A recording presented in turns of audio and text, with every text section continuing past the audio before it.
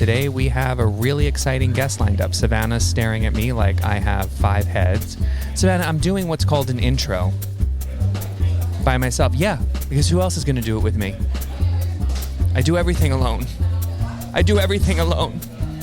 Okay, I go through this journey called life alone. Wow, many a truth is said in jest. Oh, Shane and Savannah are now hugging. Oh, they're kissing on the lip. No, just kidding.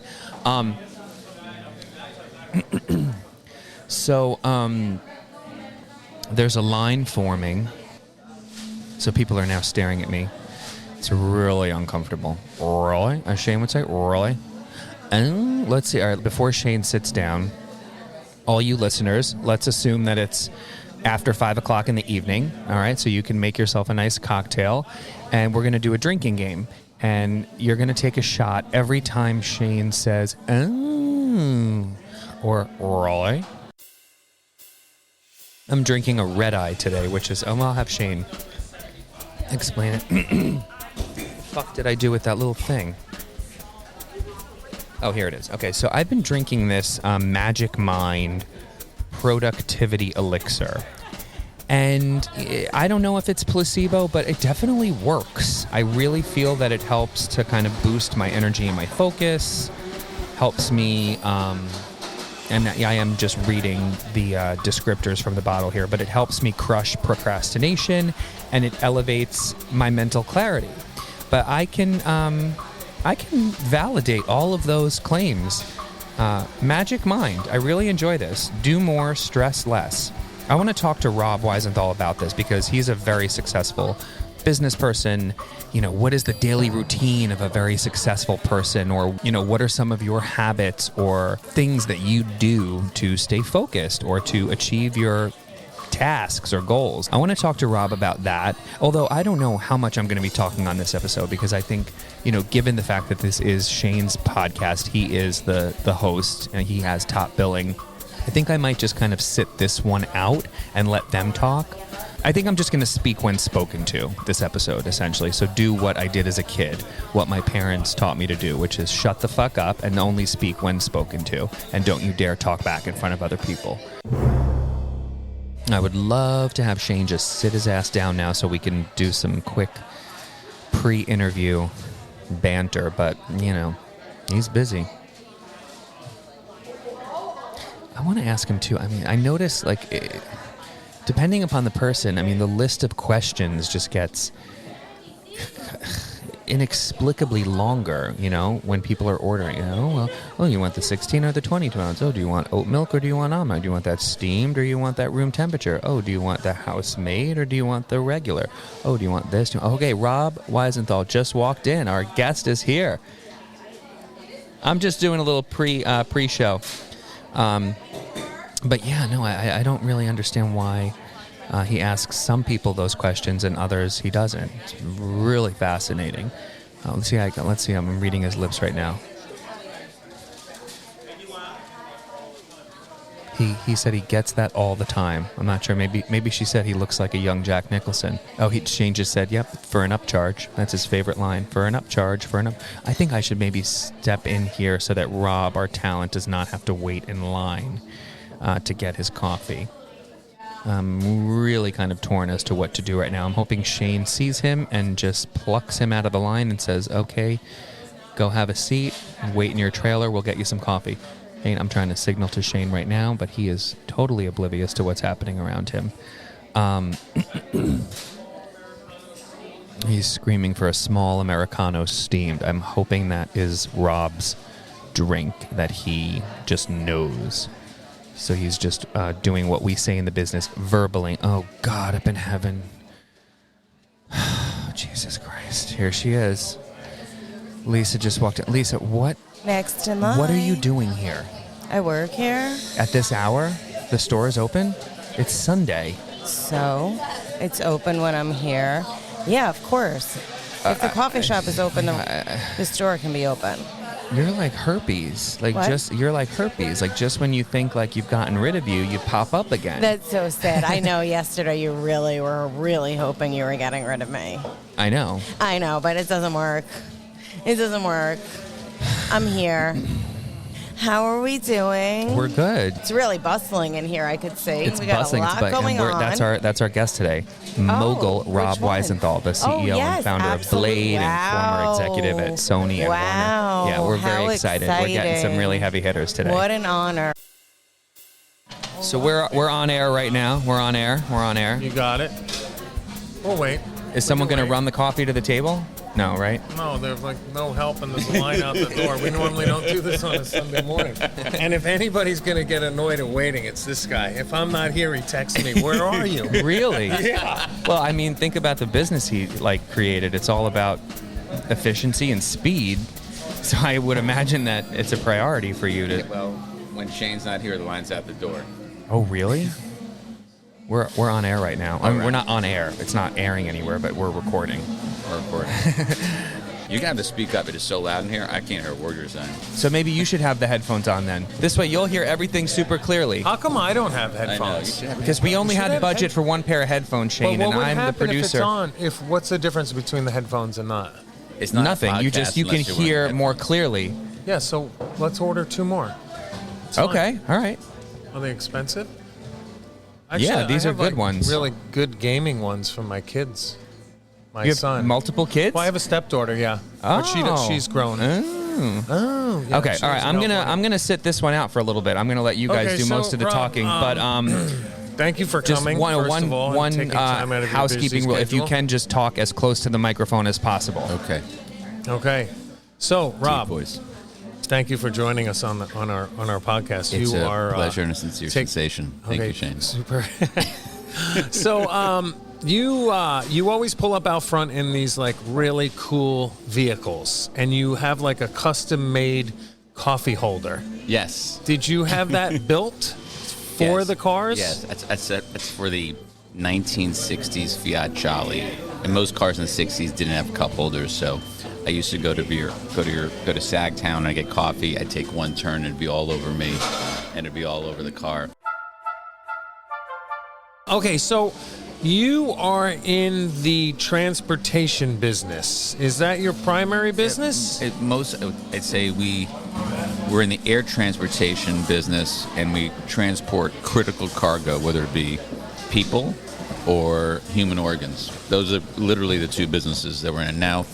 The air transportation for human organs that are people waiting for transplant is the biggest part of our business. Wow. That's Much really bigger, much bigger than the Blade that people know out here in the Hamptons. right. So you have Blade, which is it all under that name? With the Yeah, transport is under Blades? Blade Metamobility on the medical side, and just Blade. And then, so business if side. there's a fatal accident or somebody passes away, you get a call and you have to, and it's very time sensitive. Is that why they Yeah. use the helicopters? Exactly. So if there's someone who is passed away and they have donated their organs, we move surgeons to extract the organs and then take the organs and the surgeons back to a hospital to a patient that needs those critical organs to live. Wow, that's incredible. And how did you come up with that, or did they find you? No, we came up with it. I was on the East 34th Street heliport in Manhattan, and when the company was small, we started the company for like $50,000. I was pretty much doing everything at the time. And I looked up and I saw Langone Hospital, and I said, Jesus, the hospital's sitting right by the heliport. And one of our investors was David Zaslav, who's now like the CEO of Warner Brothers.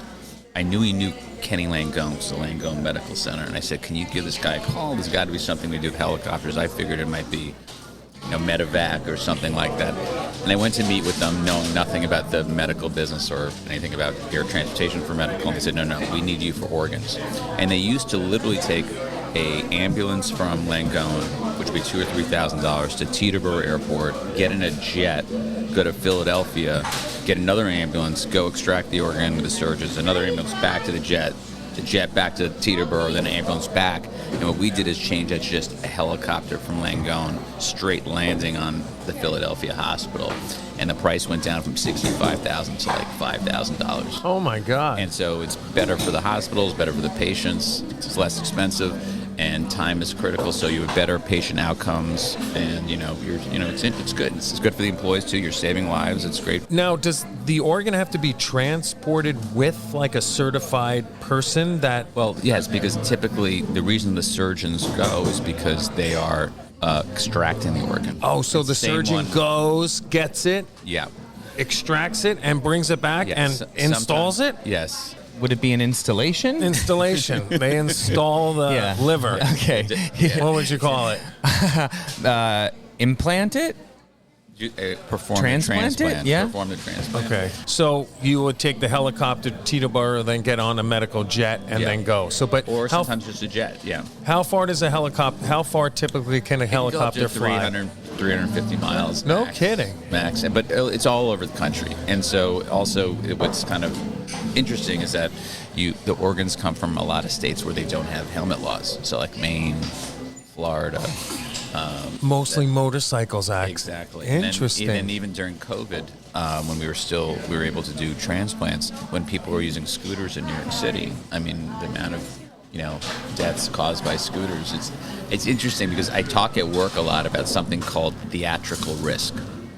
And what theatrical risk is that if I went to you and I said, someone was scared of helicopters, and I said, you got a choice. You can go across town on a scooter without a helmet, or you can get in a helicopter. A lot of people would actually pick the scooter. And even though the chance of some type of incident or fatality is huge. And for helicopters, literally one... You hear about Kobe, and then everybody's going exactly. away. It's one incident for every 135,000 hours of flight. Wow. That's the fatality rate for the type of flying that we do. But it's very theatrical. No kidding. Yeah. So, motorcycle, when they say like literally, they'll be like, "Oh, that's an organ donor." Like that's like a nickname for All right. it. So it literally is. It's true. Let's. This is getting a little heavy. It's getting a little Okay, heavy. fine. We'll lighten I up want the to circle back conversation. to a couple of things that you just mentioned. Well, you said I often talk about this when I'm at work, right? So what does an average day look like now for Rob Wiesenthal? Like where do you spend most of your time? What project? What business? What company? It depends. It's sort of we're very seasonal, right? So just like Shane is. So now's the time that our businesses in the Hamptons and in Europe. So it's Monaco, Nice, Cannes, Saint-Tropez, all that starts really heating up. They have the historic races, the E Grand Prix, and they have the Formula One Grand Prix in Monaco. Those are huge days for the helicopter business. Same thing, Memorial Day, obviously, in the Hamptons. And so that requires a tremendous amount of coordination of getting teams and helicopters and maintenance and pilots all scheduled. And then also, you need a culture, as Shane knows, of redundancy, like thinking about what the kind of things that go wrong, weather, mechanicals, TFR, flight restriction, because the president's coming in. You have to think about all these things and work in real time. So I tend to get more operational during the summer, and then we kind of outside the summer we plan for new products. We work on our marketing. We work, and in the winter we're doing pretty much it's airport runs is the biggest product in the winter, but it's year round, which is we fly between JFK and Manhattan and Newark and Manhattan for like the price of an Uber Black. And No also, kidding. Yeah. What do you it's mean? true. For the price of an Uber Price of Black, an Uber I Black. could jump. If I'm in the city, I can go to the airport. You can jump and go to Blade Lounge West, Blade Lounge East, and for $195 or $95 with an airport pass, you can have a 5-minute flight landing at Kennedy or landing at Newark Airport. They put you in a Mercedes Maybach and they take you straight to curbside. For $195. Yes, or $95 if you buy an airport pass for $700. What's an Wow. airport pass? Allows you to fly for $95 as much as you want all year Oh, round. that's your pass. Yeah. That What's is the annual? fantastic. What's the annual fee for that? $700 to fly for $95. This is like a no-brainer. Can I you? know. I wish What? you could do it. I from wish we here. could turn the music off. Actually, I just realized. What's actually interesting is you talk about the seasonality of your business, and Shane, you must experience that as well. Clearly, right? Yeah, of course. Yeah. But do you find that, I'm curious what you think, because we have a big bump up Memorial Day. Just ask Eric. and the big bump up Memorial Day, and then it slows down, and then July, August is nuts. Do you have that same thing where after Memorial Day slows down 100% until 4th of July? Yeah. 4th of July. It seems like the season every year, and I started the business, it's our 10th anniversary. Every year the season gets pushed back and shorter. Yeah. But just as much volume. Yeah, it's just condensed compressed. more. Yeah. Compressed. Yeah. As you can see, this place right now, I mean, it's filling up quite quickly. Weekends now. So what I attribute this to is, a lot of people bought homes out here, and they want to use them on the weekends, and they're all coming out. I see a lot of customers. I'm like, oh, hey, welcome back. He's like, oh, yeah, I just helped put the sprinklers on, get their houses ready where they'll leave it dormant. So the business out here in this particular industry that I'm in is definitely more year-round than it was. People are coming out more on the weekends. But back to the seasonality is that Memorial Day, everybody gets all crazy, gear up, and it's like blockbuster if the weather's good. Yeah. If the weather's good. And then it will go back down to, you're like ready, and then it's like, oh, wait, where's the business? And then it back at July 4th. However, in my situation, there's a lot of restaurants that reopen. There's a lot of staff, and staff now people are housed in staff, and then all the boats start showing up, and I get the crew. So my business is definitely picks up a little bit more. It's jamming in here all year round, but especially in the season. But it's cool to see like the shift, when you start to really prepare and get in high gear, and you have the barricade there, and you have your utility belt on, and you're expediting and screaming out orders. Right, which it actually almost needs to happen right now because I know. People need direction. Rob was saying, I think what's interesting is about your place here is that it's actually Howard Schultz who said it first, which was you need a third place. You got work, you got home, and he always considered Starbucks as third place. And you look at the sense of community here, people kind of come and they hang out. Yeah. And it's not just like other places where you go get your cup of coffee and you leave. Right. It's a ritual. Yeah. I come here ritual. Whether I want coffee or not, I come here. And I just force myself to buy a coffee because that's just what you do when you go to your place. Right. And so I think it's kind of, I find the whole social aspect of it very interesting because it's a lot of the same people again and again sitting at the same tables. Yeah. That whole for sure. I have like really loyal patrons, and I have a morning crew. It gets up to a dozen guys, and now they're like one guy's left, one guy's right, and now they're pretty divided. They sit on either sides of the cafe. Really? Yeah, we got the good old boys on one side and the the other side. Well, it's an election year. I mean, how many years you been open now? Since 2012. Okay. Have you seen any shifts in what people eat and drink? I'm just curious. Yeah, definitely more. I mean, when I started this business, there was, we had regular milk, skim milk, half and half, and maybe an almond milk, soy. It started out with soy milk. Now soy's bad for you, right? Now soy's bad for you, and now everybody, testosterone and everything. Well, it's bad for men. Yeah, soy for men. Soy's bad for men. Maybe that's my issue. It lowers your testosterone. Are you familiar with shilajit? No. Yeah, I see this on. I saw I'll that. tell you about it in a minute. But continue this testosterone level. What's a good testosterone level for a man? I don't know the numbers. Yeah. But I know pineapple increases it, and this shilajit. It's a resin that they mine from the Himalayas, and it's like fulvic acid, and it's supposed to be really looks good like for a tar, and it tastes like gasoline, but if you dilute it in water with lemon, it's drinkable, and it's supposed to just help with vitality and. Yeah. But pineapple will build testosterone as well as maca.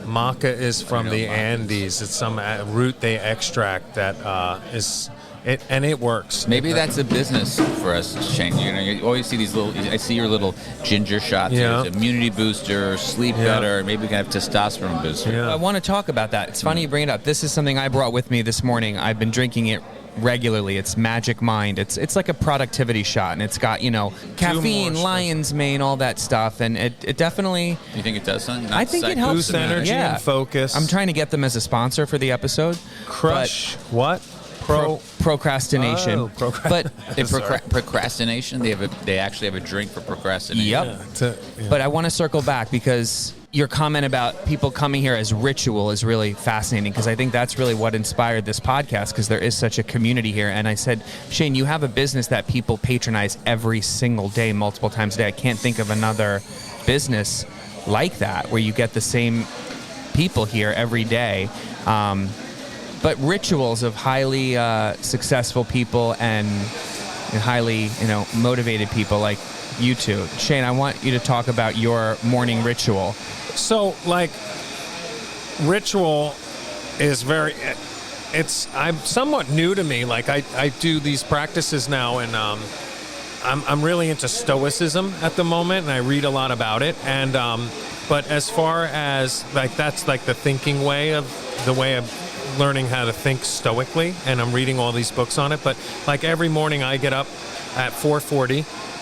I will, everything's very ritualized. The dog gets fed, put him out, I press the coffee button, I put the ice in the cold plunge, I get in the cold plunge 6 minutes every day, out, one, cup of coffee, I sit on the floor with a blanket trying to heat back up, and I'll read a chapter or two out of my book. I'll do a 4 to 6 minute meditation, depending how much I can concentrate. And then I go up and get dressed, and I begin my day like that. And it's very calming, and I really feel like I have a handle on my day, and it's very grounding. Whereas just waking up the old way and not, kind of just no real structure to it. It definitely grounds it more. And then I try to train every day at a certain time. If I'm going to train in the afternoon at the gym, it'll be either 12 or 1 o'clock.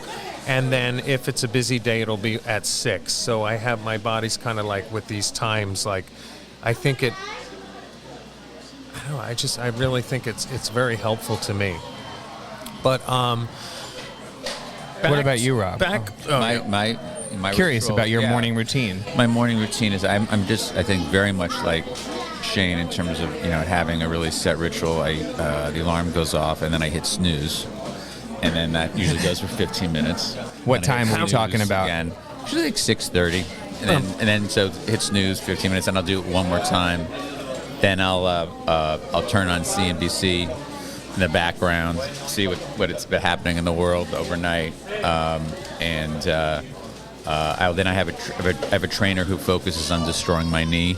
So he'll destroy my knee for about a half an hour, because I once found out that I overslept for my training session, and it was an hour. Then I went back the next time, and he did exactly the same thing in a half an hour. And I said, why the hell am I doing this for an hour? I said, I'll tell you what, I'll pay you the same amount of money, do it in a half an hour. And so I do it in a half an hour. And now you're in New York City, Monday through Friday? Monday through Friday in New York City. And actually, going back to what you were saying about this third place that I was talking about before, I actually think your place is even more important with the people who work from home. Because this was always called the third place were coffee places.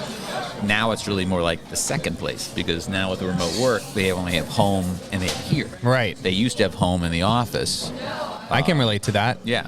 And and I think that's going to only be good for your business. Yeah, for sure. It definitely helps. And people would say, this is their only social aspect. Yeah, because they're sitting at home on Zoom. Yeah, all day. So I usually wake up Zoomers. around... No, I'm just kidding. Nobody cares about my morning routine, it seems. No, what's your... No, I'm just kidding. Tell us It's really simple. I wake up. The time of day depends on what I have planned for that day, but usually it's sometime before 8 o'clock. 1 second. And I always tidy up before I do anything. So I'll make my bed. I'm a big duster. I love to just remove any surfaces of dust. Do you have animals or pets? No. Just find that dust just happens. Dust develops overnight, on the TV screen, so I'll just tidy up. I'll drink a big glass of water, and then I shower. I can't really do anything productive until I shower and wash my face and do all that, and then I usually just get out of the house and come here and plan to stay out all day. I come here for a bit, I have coffee, then I go to the gym, then I come back here, then sometimes I'll go back to the gym and do cardio. And both of you guys do major gym stuff all day long. Yeah. Now, back to the blades. Do you use your service to come back and forth from the city? No, helicopters are for customers. Helicopters are for customers. Interesting. Really? You drive? You don't get high on your own supply. It gets very expensive. We're a public company now, so I actually believe it or not, people don't believe this, but I actually have to pay. So sometimes I do. I also do it just to see what I call the run of show. What is it like in a lounge? How do people get checked in, and like they're offered drinks, and they're offered cars when they land, and are they people we call stacking quality control, helicopters, kind of, yeah. where are they sitting so they're most comfortable? Yeah, so I do. But it's not every time. No, not every time. Not every time at all. No kidding. No. What about the newest venture, which is like sort of a luxury ground transportation version of Blade? The Hampton Streamliner. Yeah, The Hampton Streamliner. We were very careful not to call it Blade because Blade became a verb and a noun, like Blade to the Hamptons and take a Blade. So It's kind of cool, though. It's like a Kleenex, yeah. Sure, yeah. We made sure to keep Blade meaning flying. And so the Hampton Streamliners, I got the idea for the kind of whole gestalt of it, kind of travel in the 50s and the 60s. It was like glamorous on planes, but there were also people who like wanted to go cross country, and there weren't a lot of service. But and actually, believe it or not, in my research, like buses were pretty much like planes, and that was the idea. Like, can you take this kind of old school or private jet experience and put it on a bus? Take out all the seats, put in 19 seats only that are like lie flat. Have some alone. Have breakfast. Have lunch. So it's like a first-class plane seat, almost. Yeah, exactly. And I actually like it because, number one, the market's is very wide. So you have call it a $50 or $60 jitney, then you have a $1,000 Blade. There's nothing in between. What we found is that 10,000 people are coming by Uber and rental cars out here. No and kidding. That's that market. Exactly. And so, from my perspective, I would, instead of being in an Uber where the guy doesn't know what he's driving, he's like staring at his phone, and you have different smells and sights, and the car's different. I said, you know what, we got to make this better. And because of that space and that privacy, it's also for people who work like me. You used to talk about procrastinating. I love the idea of getting on a bus and knowing, okay, it's going to be 2.5 hours. No one's going to bother me. Right. And I'm going to get my work done. And so we have very high-speed Wi-Fi, probably faster Wi-Fi than you have in your own home. And people there to service you if you want anything. But if you have to read, you have to work, or if you have more time than money, then that's a great thing to do. Wow. Yeah. I got to try this. It's interesting. And now cool. it will not be a Never mind. 7-day service, right? It's going to No. be weekends, Yeah, Thursday through Monday morning, Memorial Day to Labor Day. We'll see how it goes. It's really like a pilot project. We're just very curious because there's a limit to how much you can grow it here. I mean, I think the numbers in the Hamptons they're kind of flat-ish. Well, it maxes out, everybody. right? Yeah, I mean, there's just only so many people who come out here, and also the way people come out here is very different. It used to be my generation, our generation, you would rent a house on Memorial Day with friends, you split it up, split the bedrooms, and you stay here till Labor Day. Now, because of Instagram and everything, it's like 3 days in Tulum, and it's 3 days here, and it's 2 days there, and so everything is like a lot more shorter trips for people, for the guests. People don't have homes, which was a big part of our business. And when you have those short trips, you got people out of bags, this and that, and so they may want to put their money towards where they stay as opposed to how they get here. And so the mix has definitely changed.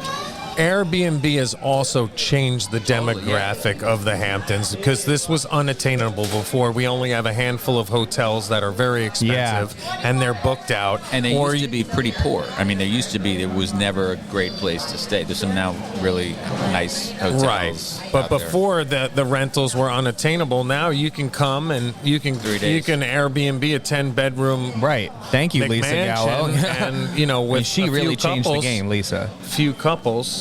Who changed that? Lisa Gallo, who works up front. She Airbnbs her home and has really been a trailblazer in that space. Her boat too? Mm-hmm. Her boat too. Yeah, she rents her boat out. Where does she keep? It's in East Hampton. And It's going to be in Montauk now, yeah. And Montauk. Oh, it's a little houseboat, so there's a little kitchenette, a bathroom, a bedroom, and I don't know why we're talking about Lisa now, but no, you brought her yeah, up. I know. Let's switch gears, okay, but I want to go ahead. Go ahead, Sam. All right, thanks. You said you weren't going to talk. I know, but I mean, you're not only in helicopters, right? You have seaplanes. Yes, which is seaplanes are really kind of an flag. interesting concept. Yeah, have you always had seaplanes? Since our second season, and they're terrific. I mean, I love they're quieter. There's more space. Unfortunately, they only can leave from the east side of Manhattan, not the west side. Okay, but how did in the river? In the river, yeah. We So take how off do you from a dock. board the boat? From a dock, from a floating dock, straight onto the seaplane from East. What we call it the Blade Aqua Lounge on East 23rd Street. Wow. Now, is it similar to the landing pad here? You have to take a tender to No, it? no tenders. No, you get right off. You're in Manhattan. There's a marina on 23rd Street. You get off a dock. You get right onto the seaplane. And then about how long does that take? It's a little faster actually. It's probably Faster than the helicopter? Yes, it is. Now, when are you going to launch the Hamptons Duck Tour? It seems The like that duck would be tour. the logical next step for you. What in the world is a duck tour? You've never been to Boston and done like the duck tour? No. You've done the duck tour. No, I've it's not like done the duck a tour. bus that's shaped like a duck, and then it can drive into the river and becomes a Oh, boat, no, and then you no. tour around Boston. Really, Oh, no. speaking of tours, though, you did do something interesting for the eclipse. Oh yeah, that was very. Oh, cool. Yes. I was in Portugal, so I missed that. Yeah. So Talk we about had it. we had a solar eclipse here. The That I'm one, aware of, One yes. in well, I don't know. They said next one like this one is going to be in 45 years or something. So 2044, I think. 2044. They say that, I but mean, then like every 3 years, there's some major like cosmic event. So I'm yeah, not I don't sure. really know how that works. But what did you do for the? Well, this was very exciting because they call it the line of totality, which is where there's 100% coverage. And New York City had 93% coverage, and you may think it's linear, but it isn't. So at 93% coverage of the sun going in front of the moon, it still looks like it's light outside. Yeah, But the sun is so powerful that when you get to 100 and there's nothing, it's pitch black. Pitch black. like night. Yeah, so it's very binary, right? And so what we did is we took 16 planes, filled them up, and with Seaplanes? No, regular jets, turboprops, everything. From 16. 16, because we sold so many of these seats, and we had them leave from Westchester and from Teterboro. And literally, it was probably the largest coordinated mission of multiple planes to some type of cosmic phenomena, so to speak, that has ever been done in the United States. And what's interesting is, like, unlike a normal plane, you think about it, you get on a flight, if you're late, it's no big deal. You're late for the eclipse, you're Right, screwed. right. That's it. You're done. So they all had to leave almost exactly at the same time. Obviously, like 2-minute increments, and we had to work with the FAA, work with the towers, and they went over Buffalo. 3 places: Buffalo, Cleveland, and Manchester, Vermont, over the line of totality. So the people who went on it, I did not go on it. I was on our operations center. Literally, the whole plane just got dark, and they got some amazing photos. Everyone loved it. So you got to witness the eclipse from the air. Yeah. Wow, that's pretty cool. And now, okay, so here's a crazy question. So I would imagine you'd have to turn the plane to see it. Yeah, in other words. So now we what did about the S-turn- people on we the did other- S-turns. We did S-turns so everybody could see it, and then even tilted the planes because the horizon, the sun Right. was pretty high up because you don't want people on their knees looking up. So we really See, I had thought to of think everything. about this. Wow. We had teach-ins and FAQs for all the pilots because pilots are used to going from point A to point B, right? Right. They've never done anything like this, so we literally worked with NASA, astrologers, all this. Probably That's crazy. exciting That's for the Red pilots Bull to do, Stratus, right? They're probably into they- it. they So you had skydive from space kind of 16 mission. That's planes cool. For this? 16 And they planes were filled. Full. Now, And did you it start was with very like one or expensive. two, and then people were like, it caught on? sold out in 15 minutes. We had one plane. We just figured, we just throw one plane up, see what happens. And You were like, wait a minute, I'm onto something. here. Yeah, I think there's a lot of. If you think about it, I'm trying to figure out why it was so powerful. I think people are looking for answers. I think it's a very confusing time in our world right now, and I think that's the only thing I can come up with. I think people are literally looking for any kind of signs, answers, Right. more Kind of tune with like the world. Egyptian times when they would look Yeah. at this. They would look Well, at think this. about it also. Remember, we had an earthquake. So New York City had an earthquake and had a solar eclipse all in the same week. Right. Who came up with this idea for the eclipse flyover? That's such a genius. Is it like a marketing kind of activation? It was very profitable. But I just saw this. Was that your idea? Yeah, You came up with it? Yeah. Not my surprised. team was able to execute it. I mean, I'm like, just fly to the sun. And and finally they said it's a little more complicated than that. And then the team actually figured out exactly how to do it. So that's one of the great things of when you build an organization. I can come up with ideas, and I can have a team that tells me it's impossible or that it can be done. And if it's impossible, I try to explain to them why they're wrong. Yeah. Well, much like Shane. I mean, he had an idea for this podcast, and I said I can help you execute it. Yeah, because I have conversations with people like this. all day, every day. I Yeah. mean, that's kind of like what my job is. If I have the right amount of staff in there, I just hang out and talk to people all Yeah, day. and you're also you're like a shrink to a lot of people. you Right. know? They I've come in, seen- they yeah. wait. It's like, I've seen Shane, like, people have had like personal tragedies. I don't want to get like dour here, and like he's really, talks to them, saying like, and really looks them in the eye, and he really is empathetic to people's, it's a real sense of community. I think what he has here is incredibly special. It doesn't exist anywhere else here in Sag Harbor, and I think that's why he's been a big part of his success. Yeah. It's 100%. Agreed. You think you're buying a cup of coffee, you're buying a piece of Shane. That's what you're Oh, actually buying. thanks Oh, for wow. saying that. That's a beautiful fantastic. sentiment. And, so with that being said, I'm like, with the movement of podcasts, I'm like, I might actually have something here if we actually recorded some of this. And then Sam had the resources and the equipment. And the he's like, talent. and the Equipment. talent. And the Because talent to there's like a lot co-host. of back end work that goes into this. You No, wouldn't I think had about. no idea how complex Me it neither. is. Yeah, pretty much whatever you need, you just let me know and I'll make it work. And then let me get your name and the kids' names and ages too, so I can remember. Okay, thanks. Bye. Okay. Ready? Yep. Hi, Shane from Surf Camp. Come on, Shane. Sorry, I'm in surf camp mode. It starts on Monday, and the phone is ringing, and I am trying to limit it to 12 students, but... All right, nobody cares about Surf Camp. This is Okay, about sorry. Rob's episode. You have to say that well, it is Shane a from little bit long, Sagtown. and How's we're gonna everybody split doing? it up into 2 parts. Please stay tuned for part 2 of our conversation with Rob. I don't know if it's Wiesenthal or Wiesenthal. Say it both ways, and I'll confirm the pronunciation before I edit. Okay, this. so Try it Shane both from ways. Sagtown. First, I'd like to thank everybody for tuning in, and I hope you're enjoying. Listening to our podcast, Next in Line, and we have a very It's our special podcast. guest. Mine, but you're included. A very special guest. Probably, I would say the most heavy hitter we've had to date, which we're really excited about. And Let's not say that and insult all the other guests. Okay, fine. But it's true. I mean, I actually said it at the opening. Yeah. He is the heaviest hitter. Heaviest so far. hitter, and we're really proud and grateful that he came on. The conversation went on too long, kind of like my intro is. Exactly. So we're gonna split it into 2 parts, episode 1 and episode 2. So we really hope you enjoy it. It's really interesting, and Rob's a fantastic, dynamic person. There we go. I just went to his birthday party at his home. He was very gracious to invite me, and you, very yeah. intimate. My invite must have gotten lost in the mail. Well, you out of Rob. work, Sam. So Doesn't matter. An invite would have been nice. I no. would have RSVP'd no. No.